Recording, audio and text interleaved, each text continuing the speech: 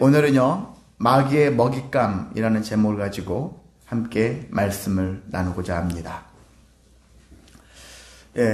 이미 기도 시간에도 얘기 나눴지만 12월 첫날이 되었죠. 한 해를 마무리하는 이 시간에 우리는 잠시 돌아보기를 원합니다. 과연 어떻게 살아왔는가 돌아보기를 원합니다. 하나님의 인도를 받는 삶이 있었고요. 또 한 가지는 마귀의 유혹에 빠져서 살았을지도 모르겠습니다. 아마 하나님의 인도보다는 마귀의 유혹에 빠져서 살았던 날들이 훨씬 더 많이 있지 않았을까, 그런 생각을 해봅니다. 왜냐하면요, 마귀는 우리에게 딱 우리가 안 좋은 것만, 악하고 타락한 것만, 부패한 것만 보여주는 것이 아니라 되게 우리가 좋아할 만한, 선호할 만한 그런 모습으로도 다가오기 때문에 그렇습니다. 때로는 우리가 삶 속에서 상처를 당했고 아픔을 당했어요. 그런데 마귀가 우리에게 어떤 모습으로 옵니까? 그 상처를 위로하고 회복시켜주는 모습으로 다가올 수도 있는 거예요. 때로는 우리를 고난에 빠뜨린 모습으로 오기도 하고 우리를 힘들게 만들기도 하지만, 또한 우리에게 성공이라는 그런 되게 매력적인 것들을 제시해서 네가 이것을 하면은 되게 좋아질 거야, 인생을 마치 다 산 것처럼 그렇게 얘기를 해준다는 얘기죠. 때로는 우리에게 죽음의 나락으로 떨어뜨리죠. 죽고 싶어. 여러분, 지난 11개월 동안, 지난 올해를 통해서만 놓고 봤을 때도 여러분이 얼마나 많이 죽고 싶다는 생각을 속으로 외쳤습니까? 죽고 싶어. 이대로 살다 그냥 죽는 게 낫겠어 하는 생각, 이런 죽음이라는 선뜻한 그런 느낌을 가지고서 살게도 한다는 것입니다. 그렇게 마귀는 우리에게 당근과 채찍을 주는 것과 같이 이런 때로는 무섭고 때로는 달콤한 모습으로, 다양한 모습으로 우리를 유혹하고 또한 핍박한다는 것입니다. 그렇기 때문에 때로는 이게 정말 마귀 역사인지 하나님의 인도인지, 하나님의 역사인지 구분하기 어려워요. 실제 어렵습니다. 그래서 제가 많이 주장하지 않습니까? 시험할 때, 시험이라는 게 정말 하나님께서 우리를 테스트한다고 하죠. 마귀는 우리를 테스트란 말 안 쓰고 템테이션이라는 말을 씁니다. 유혹이라는 말을 쓴다는 거예요. 그냥 그렇게 구분을 일부러 하는 건데, 마귀는 우리를 넘어뜨리기 위해서, 무너지게 하기 위해서 그런 템테이션의 그런 모습으로 다가오는 거고요. 하나님은 우리를 강하게, 더욱더 강하게 세우기 위해서. 부모도 자식을 망가뜨리는 부모가 있거든요. 근데 부모가 자식을 세우기 위해서 때로는 혼도 내고 달콤하게도 해주기도 하고 그러잖아요. 근데 결과가 나중에 보면은 결과로서 우리는 알 수밖에 없어요. 이게 하나님의 인도인지 마귀의 역사인지, 이런 부분들에 대해서는 나중에 결과를 통해서 알 수밖에 없다 할 정도로 우리는 이것들을 선명하게, 이것은 하나님의 역사야, 이건 마귀의 역사야, 이렇게 구분을 못한다는 얘기예요. 그래서 우리는 그것을 또 날마다 구분하면서 살 필요도 없는 거예요. 그걸 하지 말고, 제가 예전에 여러분한테 말씀드렸죠. 악을 선으로 이기는 훈련을 하면은 하나님이 나를 시험하든 마귀가 나를 유혹하든 다 이겨낼 수 있다는 거예요. 하나님의 시험도 통과할 수 있고요, 마귀의 유혹도 우리가 이겨낼 수 있다는 것이거든요. 이게 잘 안 되니까, 그래서 악을 선으로 이기는 삶이 안 되니까 자꾸 이게 헷갈리고 거기서 많은 어려움을 당한다는 것입니다. 자, 어쨌든 마귀는 방금 말씀드린 것처럼 우리를 분열하려고 하는 모습으로 우리를 회방시키고 우리를 미혹의 방법 등을 사용해서 결과적으로 우리가 하나님과의 관계를 자꾸 멀게 만들려고 하는, 이간질시키는 대명사죠. 마귀가 하는 중요한 역할은 분열이에요. 이간질이에요. 그래서 여러분 중에서도 저도 그렇고 이간질 하려고 하는 마음들이 있을 수 있어요. A와 B가 사이가 너무 좋아. 그럼 그 관계를 떨어뜨리기 위해서 안 좋은 소문들을 퍼뜨리죠. 이제 그런 부분들이 이 사회에 만연되어 있죠. 전형적인 마귀 짓입니다. 근데 교회 안에서도 그런 일이 발생할 수 있어요. 목회자들 그룹 안에서도 그런 것들을 발견하기도 합니다. 이렇게 우리는 우리가 틈만 나면은 마귀의 역사에 우리가 나도 모르게 동참해서 그런 일들을 할 수 있다는 얘기죠. 이미 그런 모습을 살아가고 있다는 얘기는 그 사람은 마귀의 먹잇감이 되고 있다. 먹잇감이 되었다라고 할 수 있는 것입니다. 우리는 오늘 말씀을 통해서 어떻게 살아야 되느냐? 마귀의 먹잇감이 되지 말아야 한다 라는 것이죠. 근데 반대로 마귀가 어떤 자를 먹잇감으로 삼고 있는가, 그걸 보자는 거예요. 그런 관계를 두고 봤을 때 여기서 오늘 본문의 말씀을 토대로 한다면 세 가지로 나눌 수가 있습니다. 일단 첫 번째, 어떤 자가 마귀의 먹잇감이 될 수 있을까? 불순종하고 교만한 자가 먹잇감이 될 수 있다. 불순종하고 교만한 자. 불순종도 하나, 그리고 또 교만도 따로따로 떨어뜨려서 말씀을 전할 수 있지만은 제가 이 시간은 묶어놨어요. 불순종과 교만을 묶어놨어요. 자, 왜 그러냐면 신앙생활을 일단 신앙생활을 할 때 제대로 된 신앙생활을 하지 못하게 만드는 것은 불순종이에요. 말씀대로 순종하지 않는 것이죠. 목사의 말에 순종 안 할 수는 있어요. 왜? 목사가 말이 다 100% 맞지는 않을 수 있으니까. 근데 하나님 말씀에는 순종할 줄 알아야 한다는 얘기죠. 그런 관점에서 일단 순종해야 돼요. 순종해야 되는데 불순종하는 자세를 가지고 있으면 신앙생활이 순탄치 못해요. 교회 안에서부터 사사건건 시비를 거는 그런 성도들도 있죠. 목회자가 또 설교를 하면은 그거 가지고서 이상한 소리를 하고 있고 분위기를 흐리는 그런 성도들도 있습니다. 물론 목회자가 이상한 소리 하면은 할 수도 있겠죠. 근데 정말 하나님 말씀을 선포하는데, 정말 그런 말씀을 선포하는데도 불구하고 자기 주장을 내세우는 그런 사람들도 있어요. 그 자기 뜻대로, 자기 마음대로, 멋대로 하는 사람들도 있습니다. 또한 교만도 있죠. 교만한 마음을 가지면 안 되는 것이죠. 가장 큰 교만이 뭐라겠습니까? 하나님을 무시하는 거예요. 인정하지 않는 거예요. 하나님 필요 없다라는 거예요. 나 혼자 능히 해낼 수 있다라는 그런 마음을 갖는 게 교만인 거예요. 자, 불순종은 하나님 말씀대로 순종하지 않는 것이죠. 근데 여기서 불순종의 개념은 하나님 말씀이라고 했을 때 어디까지 포함하냐면은 하나님 말씀을 가르치는 자, 하나님 말씀을 세워가는 자, 하나님이 세운 자죠. 하나님이 세운 자까지도 그들의 말을 들어야 된다. 그러니까 하나님께서 세운 자들도 일단 조심해야 될 것은 하나님 말씀을 제대로 전하기 위해서 몸부림쳐야 한다라는 것을 전제로 하는 거예요. 그것을 빼고 무조건 하나님이 세웠으니까 저 사람 말은 무조건 들어야 돼. 그거 되게 위험한 거거든요. 정말 하나님이 세운 저 가르치는 자가 하나님 말씀대로 제대로 가르치고 있는가, 이게 검증이 됐다면 그 이후부터는 그의 말을 들어야 되겠죠. 근데 그렇게 하다가 잘못된 길로 갈 수 있어요. 왜냐? 흔히 이제 목회자로 셨을 때, 목회자가 은퇴할 때까지 하나도 변함이 없이 하나님 앞에서 좀 순수한 그런 모습으로 목회 사역을 마치면은 들어야 되겠지만, 나이를 드시면서 타락한 마음을, 부패한 마음을 보일 수가 있거든요. 그게 참 안타까운 일이거든요. 많은 세상의 사람들이 얘기하고 있고 교인들이 얘기하는 게 뭡니까? 갈수록 목회자가 타락해져 간다. 부패해 간다. 이런 얘기를 하거든요. 저도 그런 거 보면서 정말 내 나중은 어떻게 되겠까? 지금부터 계속 준비해야 된다는 마음을 품거든요. 그리고 끝까지 순전한 모습으로 사역을 마무리해야지. 나이 들수록 자꾸 딴 주머니를 생각하고 염두에 두고 그런 모습을 비치려고 하는 모습들, 그게 능히 있을 수가 있거든요. 큰 교회든 작은 교회든 모든 교회든 누구든지 간에 하나님 앞에 순수한 마음을 가지고 가야 한다는 얘기죠. 그래서 성도들도 그것을 위해서 기도를 해야 되고요. 목회자도 그런 것을 늘 준비하면서 가야 하는 것입니다. 자, 여기서 그래서 하나님의 세운 자들에게도 순종해라 라는 얘기는 하나님의 세운 자가 일단 순수해야 될 것이고, 말씀에 대해서, 그리고 그렇게 많이 전하고 있다면 그분의 말씀을 우리가 계속 가슴 깊이 새기면서 하나님께 순종하며 살아야 하는 것입니다. 근데 이 불순종은 뭘로 갔냐면 곧 교만으로 이어진다라는 거예요. 불순종하는 자가 교만하겠죠. 겸손하지 않을 거예요. 불순종은 곧 교만으로 이어지는 것입니다. 교만은 하나님께 순종하지 않는 것이라겠죠. 그래서 불순종과 교만은 이웃이에요. 아니면 하나일 수 있어요. 같은 존재일 수도 있습니다.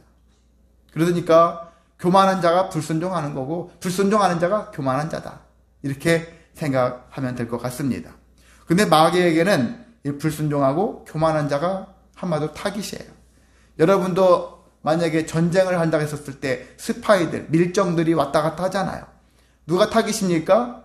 이렇게 불순종하고 교만한 자를 스파이로 삼는 거예요. 그런 자들을 물색을 해가지고 그런 자들을 내 편으로 만들어가지고 첩자 노릇을 하는 거겠죠. 자, 마귀는 불순종하고 교만한 자를 찾습니다. 왜? 이들이 주로 어떤 일을 합니까? 공동체를 무너뜨리는데 아주 특화되어 있는 사람들이거든요. 불순종하고 교만한 자가 공동체를 어지럽게 만들어요. 잘못된 길. 그래서 교회가 어려움을 당하거나 교회가 망한 교회들 보면은요, 불순종하는 자와 교만한 자가 판을 쳤기 때문에 그렇다는 얘기입니다. 그래서 우리는 그런 자들을 경계해야 돼요. 여러분 안에도 혹시 불순종과 이러한 교만의 마음들이 있다면 이것들을 깨려고 노력해야 하는 것입니다. 이런 마음들이 불쑥불쑥 솟아오르면 결국 나로 인해서 가정이 깨어지고 직장이 깨어지고 교회 공동체가 깨어질 수 있고 심지어는 나라와 온 인류가 깨어질 수가 있는 그런 상태가 질 수 있는 것입니다. 그래서 우리는 하나님은 근데 이런 자들을 미워하시죠. 미워하신다는 얘기는 대적하신다. 성경에도 그렇죠. 대적하신다. 그렇게 나와 있습니다. 하나님은 대적하시는 분이에요. 5절에 그렇죠. 하나님은 교만한 자를 대적하시되 라고 되어 있죠. 교만한 자, 불순종하는 자를 대적하신다라는 거예요. 하나님은 웬만하면 다 사랑하시려고 그래요. 사랑의 모습으로 다가가시려고 하면서도 결코 사랑할 수 없는 자가 있는데 불순종한 자, 교만한 자예요. 이런 자들을 사랑할 수 없고 어쩔 수 없이 대적의 모습, 너는 나의 적이야. 이렇게 설정을 하신다는 것입니다. 반면에 순종하는 자, 겸손한 자는 어떻게 하십니까? 여기 봐요. 은혜를 주신다. 은혜를 베푸신다. 여러분이 하나님의 은혜를 받고 싶다면 순종하시라는 겁니다. 여러분이 겸손하라는 것입니다. 예전에 제가 부교육자 때 그랬지 않습니까? 말씀드렸지 않습니까? 어떤 목사님이 순종하면 기적이 일어난다. 그렇게 강조하셨거든요. 실제 순종하면 여러분이 기적을 체험할 수가 있습니다. 또한 겸손하면 어떻게 됩니까? 진정한 겸손이 생겨지면은 여러분이 평안을 누릴 수가 있어요. 주님이 주신 참 평안을 누릴 수 있고 여러분이 쉽게 분을 내지 않을 수 있습니다. 쉽게 분노하는 사람 있잖아요. 분노를 조절할 수가 있어요. 어떤 일에도 동요하지 않을 수 있어요. 평상심을 계속 유지할 수 있는, 평정심을 유지할 수 있는 삶이 될 수 있고요. 누가 유혹해도 그 유혹에 쉽게 넘어가지 않습니다. 왜? 겸손한 사람이 왜 그렇습니까? 겸손하다는 얘기는 내가 욕심과 교만 이런 것들을 갖지 않아요. 그래서 남의 것에 대한 아니면 어떤 것에 대한 그런 미혹에 그런 것들에 특화되어 있지 않거든요. 그러다 보니까 누가 막 저기 하면 좋대, 저기 하면 뭐 하대, 뭘 준대. 그런 거에 그렇게 마음이 막 선뜻 동요하지 않습니다. 아무거나 막 이렇게 귀가 막 열려가지고 팔랑귀처럼 움직이지 않는다는 얘기예요. 참된 것을 추구하고 살아가기 때문에. 그래서 어떠한 나를 무섭게 하거나 나를 미혹하게 하거나 마귀의 순간순간 나의 여러 가지 방법으로 핍박하고 유혹할지라도 그것에 동요되지 않고 최후의 승리자가 되어질 수 있는 그런 품성이 겸손이라는 것입니다. 우리가 겸손해야 되는 거예요. 예수님의 성품이 겸손이라고 했지 않습니까? 그분이 십자가를 이기시고 죽음을 이기시고 부활하신 것도 겸손의 태도 때문에 그랬다라고 할 수 있을 정도로 겸손은 중요한 것입니다. 자기의 마음대로 내 멋대로 살아가는 삶이 중요한 게 아니라 순종과 겸손의 모습으로 살아가게 되어지면 우리가 마귀의 먹잇감에서 벗어날 수 있는 인생을 살 수 있다라는 것을 기억하시기를 소망합니다. 두 번째는요, 염려하는 자가 먹잇감이 될 수 있다는 것입니다. 염려하는 자. 태어나서 염려 안 한 사람이 어디 있겠습니까? 모든 사람은 다 염려합니다. 우리가 인생은 수고하고 무거운 짐을 진 자와 같은 삶이기 때문에 염려가 떠나지 않을 수가 없어요. 떠날 수가 없어요. 염려가 계속 존재합니다. 그런데 예수님은 수고하고 무거운 짐진 자를 초청하셨죠. 다 내게로 오라.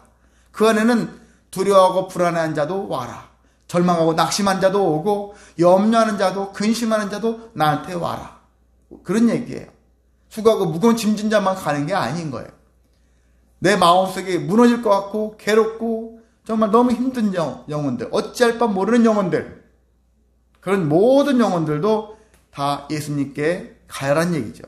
주님이 초청하시기 때문에 가는 거예요. 오라고도 안 했는데 가는 건 실례잖아요. 근데 우리가 주님이 초청하셨으니까 주님께 날마다 나아갈 수 있는 거예요. 주님도 뭐라고 못하실 겁니다. 여러분이 어떤 사람 집에 맨날 가봐요. 그 사람 싫어합니다. 어쩌다 보면 좋아도. 근데 이렇게 계속 가는 거, 주님이 이 전을 하나님께 교회를 여러분이 날마다 막 하루 종일 방문하는 거, 그래서 하나님께 고백하는 거, 간구하는 거, 하나님이 기뻐하시는 거예요. 이런 것들은 기뻐하세요. 왜?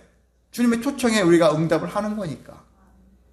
길을 가다가도 여러분이 주님을 찾고, 여러분이 무슨 일 하다가도 주님을 찾고, 주님을 만나기를 소망하고, 이러한 행위들이 주님이 기뻐하시는 거라는 거죠. 그러니까 여러분 주님의 초청하셨으니까 우리는 주님의 초청에 응답하면 된다라는 것입니다.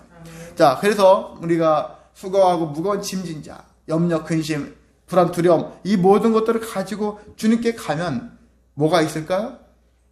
주님께서 여기 쉼을 주시고 쉬게 하시고 그리고 위로하시고 은혜와 상급으로 채워주신다라는 것입니다. 자, 그래서 우리는요, 근데 대부분 보면은 살면서 어떻게 삽니까? 마태복음에 있는 말씀이잖아요. 무엇을 먹을까? 무엇을 마실까? 무엇을 입을까? 이와 같이 세상 속에서 살면서 이것에 대한 근심과 걱정과 불안 속에서 살아가는 삶을 살 뿐이라는 거예요. 큰일 났네.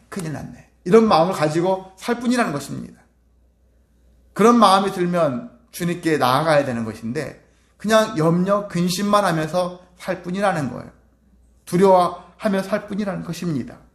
근데 이런 자세만 가지고 살 때는 어떤 모습이냐면은 이방인들의 구하는 삶과 똑같다. 너희들이 믿는 자라면은 좀 다른 자와 특색이 있어야 되지 않습니까? 안 믿는 자와 믿는 자와 뭔가 구별됨이 있어야 된다는 얘기죠. 거룩하게 구별되라. 좀 저 사람은 달라. 믿는 자는 역시 달라. 이런 모습이 있어야 되지 않습니까? 우리는 나의 안위만을 구하는 건데 A라는 사람은 그 안위뿐만이 아니라 하나님 나라를 위해서 막 구해. 이런 사람을 하나님이 원하시는 거거든요.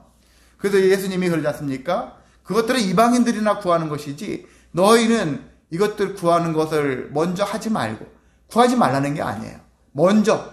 그래서 먼저 주님의 나라와 주님의 의를 구하라. 이렇게 얘기하셨습니까? 먼저가 중요한 거예요. 너희들이 구하는 것, 무엇을 먹고 마시고 입을까 하는 것, 이 자체를 구하는 것은 잘못된 거야. 그 얘기가 아닌 거예요. 그것보다 이 구하기 이전에 더 중요한 게 무엇일까? 그거 한번 고민해봐라. 라는 것입니다. 우리는 이게 훈련이 안 돼 있어요. 신앙인, 어떻게 성경 보면은 선과 악이라는 구도 있잖아요. 대결 구도로만 생각해서 이건 좋고 이건 나쁘고 이런 거예요.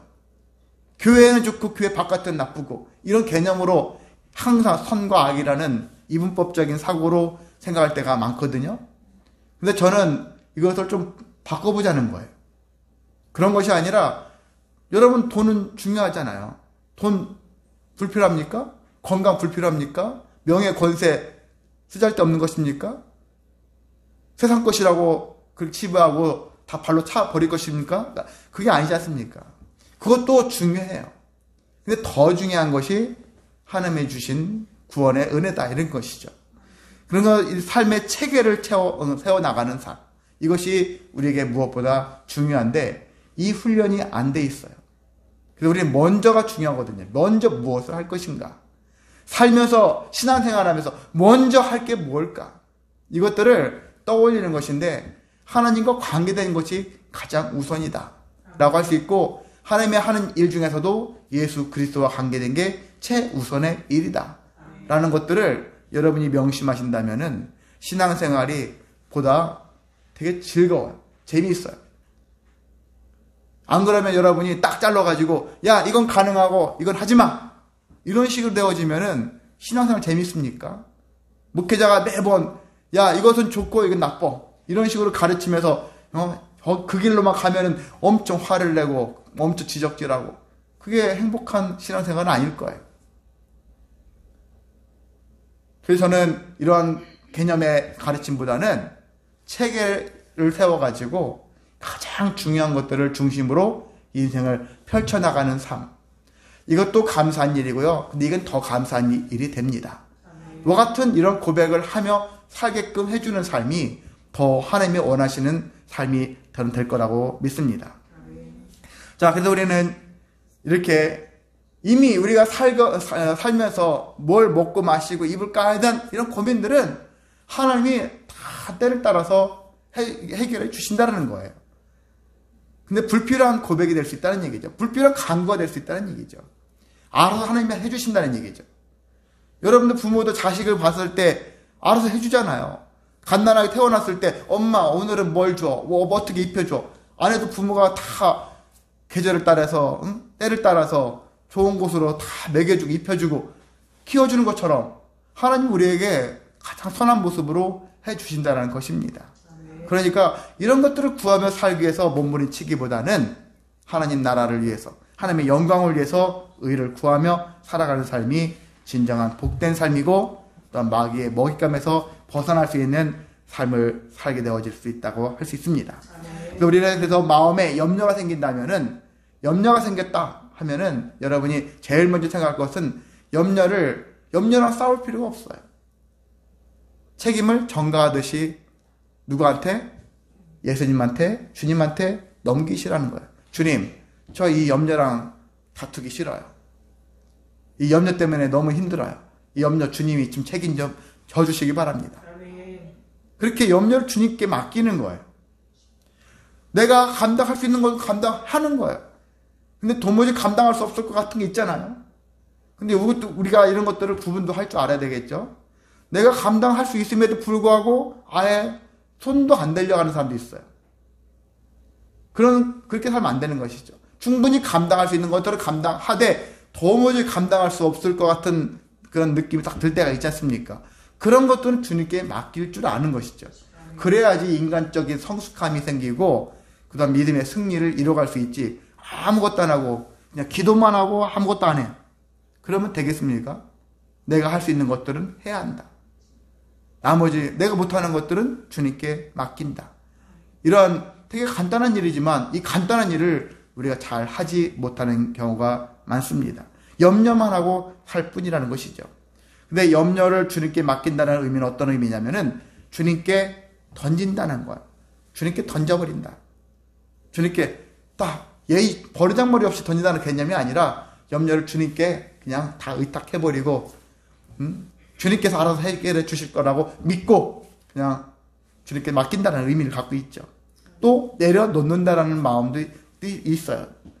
그냥 포기한다는 게 아니에요. 포기와 내려놓는다는 것은 달라요. 내려놓는다는 얘기는 나는 여전히 그걸 의식하고 있는 거예요.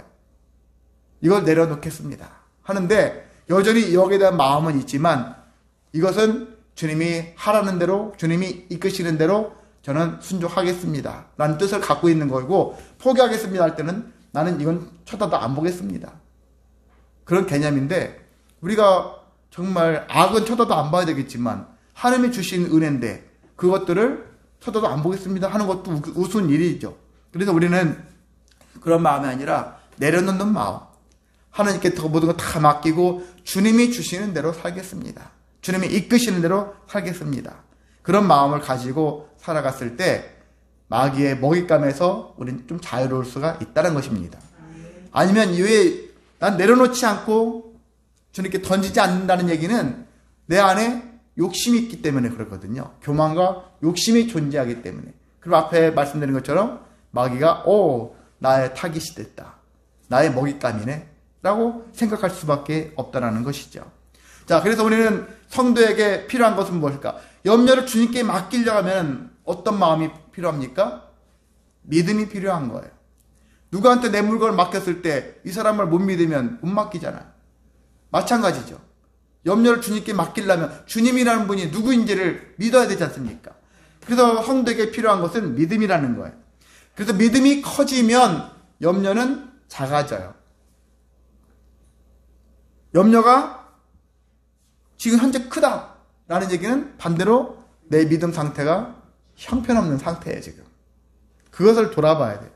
나는 지금 어떻게 살고 있는가? 믿음이 충만한가? 염려가 충만한가? 그걸로 내 신앙을 지금 점검하면은 딱 답이 나오죠. 그래서 우리가 가야 할 길이 어딜까? 믿음이 충만해지시길 원합니다. 아멘. 믿음이 충만해지면 그만큼 염려와 근심과 걱정, 불안, 두려움 이런 것들이 줄어들어요. 아멘. 완전 사라지진 않지만 줄어들 수 있어요. 학생들은 시험을 앞두고 시험 공부 이전에 염려가 크죠. 이번 성적 떨어지면 어떡하지? 그 염려하기보다 믿음을 가지라는 얘기죠. 그게 쉽지 않아도 자꾸 그런 마음으로 갖는 것이죠. 그런 염려하는 마음들이 생기면 감정적으로 막 머리부터 아프잖아요. 그럼 그 다음부터 실질적으로 학생들은 공부가 안 되는 거예요. 염려가 너무 커서 염려가 내 머리를 지배하기 때문에 아무리 공부해도 머릿속에 들어가지 않아요. 여러분의 인생도 그렇죠. 삶을 살면서 생겨지는 발생하는 수많은 염려 덩어리. 그래서 감정이 막 들어와, 부정적 감정이 내 안에 들어오면 일이 이루어질 수가 없는 거예요. 이것들을 다 걷어갔었을 때 지혜를 발견할 수 있고 지혜롭게 삶을 개척해 나갈 수가 있습니다.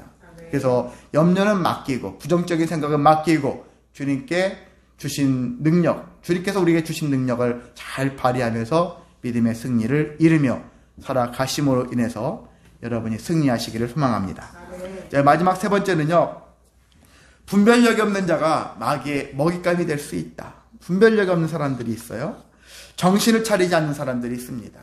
여기는 깨어 근신하라는 얘기 나와 있죠. 근신하라, 깨어라. 근신이라는 것은 한마디로 돌아보라는 얘기예요. 내 삶을 네가 어떻게 살아왔는지.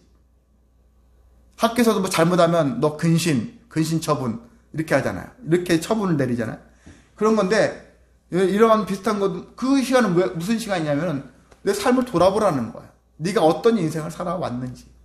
우리가 지난 11개월 동안의 삶을 어떻게 살아왔는지 한번 돌아보라는 것이죠. 정신없이 살아왔는가? 정말 제대로 된 정신을 차리면서 여기까지 살아왔는가? 정신 차려라. 그런 얘기고요. 또 깨어라. 마찬가지. 정신 깨어있으라. 깨어있으라는 얘기도. 어떻게 깨어있을 것입니까? 말씀으로 깨어있으라는 얘기거든요. 세상 것에 눈이 밝아져서 깨어있는 삶이 아니라 하나님 말씀으로 깨어져 있는 삶을 살아라 라는 의미를 가지고 있습니다. 그래서 하나님 말씀 통해서 분별력을 가져라. 분별력이 없음으로 인해 가지고 문제가 심각해진다는 얘기죠.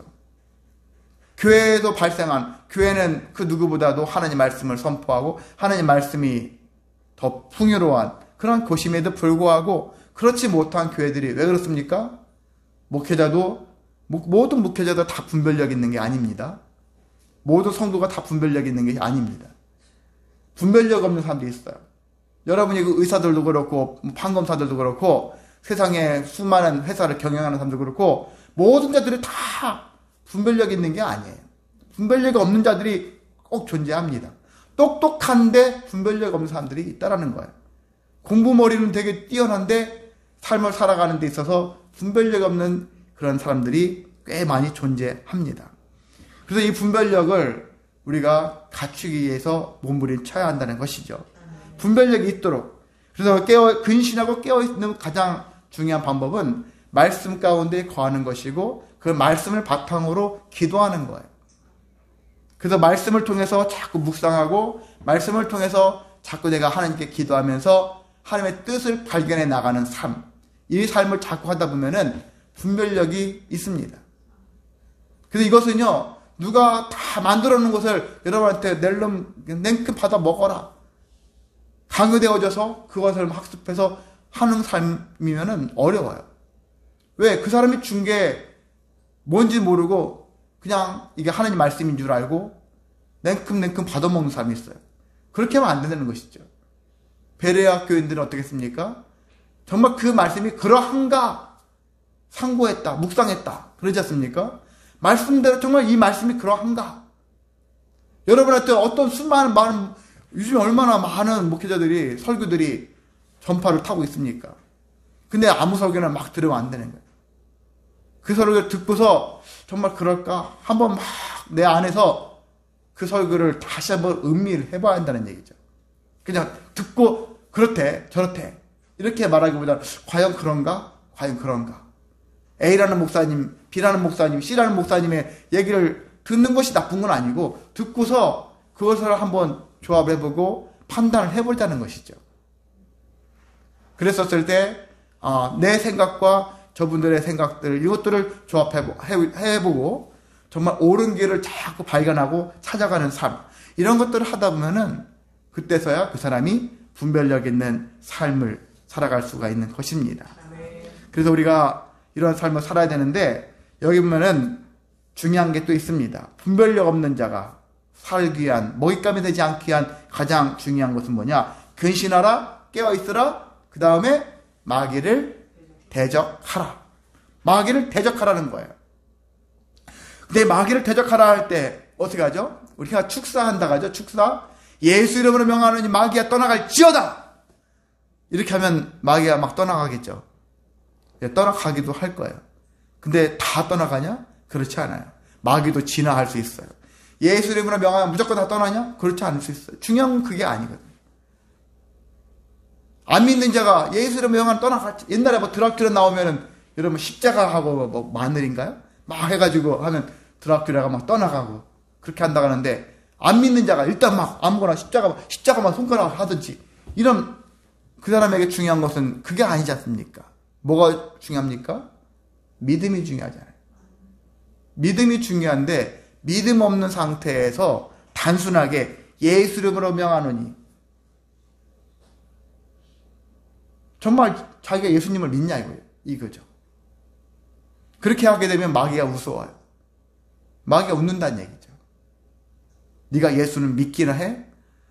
예수에 대해서 안다면 내가 너보다 더 많이 할걸? 이렇게 얘기한다는 거예요. 이게 성경에 있는 얘기잖아요. 마귀가 더 많이 알아요. 저보다 마귀가 예수에 대해서 더 많이 안단 말이에요. 안다는 것과 믿는 것은 다른 거거든요. 아는 수준이 아니라 믿는 수준으로 우리가 바뀌어져야 한다는 것입니다. 대적한다는 의미는 어떤 의미냐면은 우리가 마귀를 대적할 수 있는 유일한 방법은 예수님을 내 안에 모시는 거예요. 더 믿음 아래 거하라는 거죠. 말로만 입으로만 예수를 명하니 떠나갈지어다 외치는 게 아니거든요. 선포하는 게 아니에요. 나는 마귀랑 싸울 거야. 여러분 마귀 절대 못 이겨요. 우리 자신의 능력으로는 이기는 자가 하나도 없습니다. 근데 이길 수 있는 유일한 방법은 내가 성전이 되는 거예요. 성전 대신 주님이 내 안에 들어오심으로 내가 성전이 되었을 때 마귀를 이길 수가 있다는 얘기죠. 그 자체가 대적이 된다는 얘기죠. 마귀를 대적할 수 있는 상태가 된다는 것입니다. 그러니까 여러분이 뭔가 진짜 막 어떤 다른 훈련이 아니에요. 다른 훈련이 중요한 것이 아니라 예수님을 더 깊이 신뢰하고 더 의지하고 믿고 주님과 함께 동행하는 삶이 마귀를 대적하는 삶이다 라는 것들을 우리가 더 기억하셔서 그래 힘들수록 마귀가 나를 공격할수록 나를 핍박하고 나를 유혹할수록 나는 더 예수님과 함께 살리라 이런 고백을 행하시며 살아가기를 원합니다. 자, 말씀을 정리하겠습니다. 성도는요 잠시라도 방심하면 어떤 일이 생기죠? 마귀가 틈타요.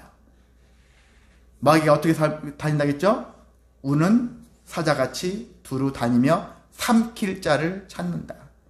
내가 오늘 누구를 잡아먹어버릴까? 그래서 이렇게 다양한 모습으로 또 찾아온다겠죠? 언제 올지 몰라는 거예요. 주님만 그날에 도적같이 오시는 게 아니라 마귀도 그날에 도적같이 올 수 있어요. 언제 올지 모르는 거예요. 마귀가 엄청 그 큰 능력 중에 하나가요. 어떤 거냐면은 모방의 신이에요. 모방. 천부적인 능력이 있어요.